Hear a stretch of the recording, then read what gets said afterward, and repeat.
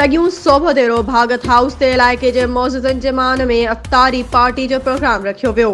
सोभदेरो UC भोभटपुर जे साबिक़ा wise chairman वॾेरो नूर मोहम्मद भागत पारां इलाइक़े जे मौजूद शख़्सियतुनि सियासी समाजी अॻवाननि समेत सहाफ़ियुनि जे मान में अफ़्तारी पार्टी रखी वई, जंहिं में रोज़ा अफ़्तार करे मुल्क जी ख़ुशहाली लाइ दुआऊं घुरियूं वयूं। उन मौक़े ते पीपी अॻवान हाजी शहदाद खान भागत, वॾेरो दीदार अली ओठो,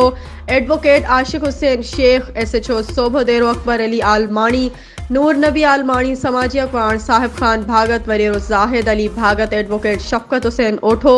समाजी अॻवान लाला इशफाक भागत, वॾेरो एजाज़ लक, साईं दाद भागत, सहाफ़ी मोहम्मद अली समेत ॿियनि शिरकत कई।